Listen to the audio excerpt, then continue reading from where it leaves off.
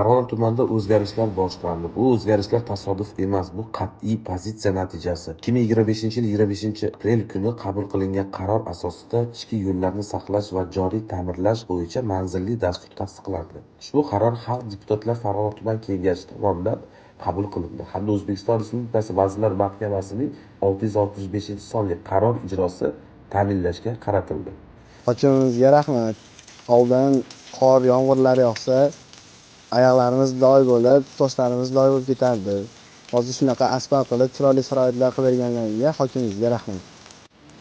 Assalomu alaykum hurmatli do'stlar. Sizlar Mashhur Esanov hamda Otabek aka Xoliqov. Hurmatli do'stlar, hozirgi paytda Farg'ona viloyati Farg'ona tumani Sapkak MFSida turibmiz. Bu yerda bugun Sapkak MFSini ancha yillardan beri ushalmagan orzuyi bugun ushaldi. Hurmatli do'stlar, qanaqa chiroyli asfaltlar qilindi. Mana bu masalada mana jonbozlik ko'rsatgan Otabek aka mahalla faoli hamda shu masalada minnatdorchilik aytib o'tib ketishim joizki, Farg'ona tumani hokimi Hamidullo akaga alohida rahmat aytib qolamiz. Mana 400 metrdan ziyod asfaltni mana bosib berdi. O'z tashabbusi bilan, o'sha davlatning dasturi bilan mana hokim buvaga alohida rahmat aytamiz. Respekt вообще. Shunday mana ko'ryapsizlarmi? O'zi bilinib turibdi. Qanaqa chiroyli qilingan. Va'dalar bajarildi. Juda ham ravon, tekis ravon, qora asfalt ko'rdik. Haqiqatan 70-yillardan buyon Sapkak mahallasiga asfalt bosilmagan edi.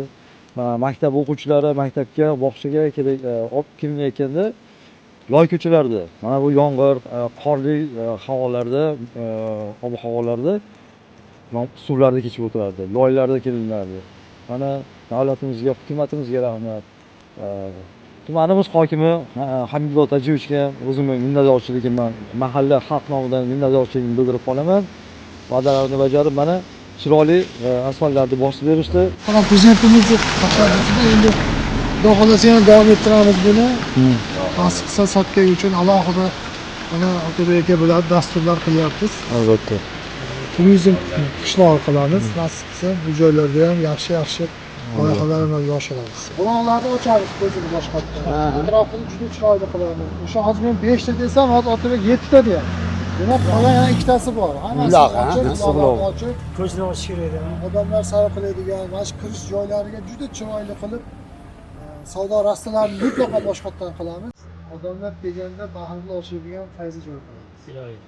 Ya bizda mana taklifim bor. Mana mahallamizdan Vujudga ketib, nima ketib qaytib kelmaganlar borda, qaytib kelmaganlar bor, ish ketib. O'sha menda ro'yxati bor edi. Shu ro'yxatini o'sha birar joyga bilan o'sha to'siq bo'lgan joyga ishlaydi. Yaxshi bo'ladi. Foydachas qilaylik. O'rnatib qo'ysak. Hali Oqpulolga vazir tomonidan tushib kelishingizda mahallamiz faxriylar nimalari deb yozib qo'yilgan-ku rasmlari bilan. Oldingini o'shanga o'xshab xotirlab nimalarni qo'ysak. Bo'ldi, mana Kaptorxona mahallasida ham qilgan. Kaptorxonada ham. Albatta ham qilamiz. Ro'yxat bor menda shular, ro'yxat bor. Yaxshi.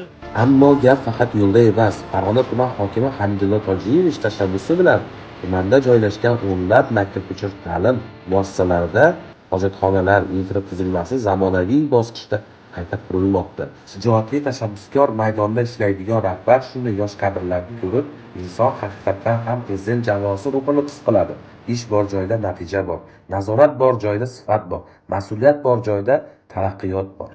Hamidullo aka, ishlaringiz bardavom bo'lsin. Chaqaloqlar baxtiga, tuman baxtiga doim sog' bo'ling. Farg'ona tumanida islohotlar davom etmoqda.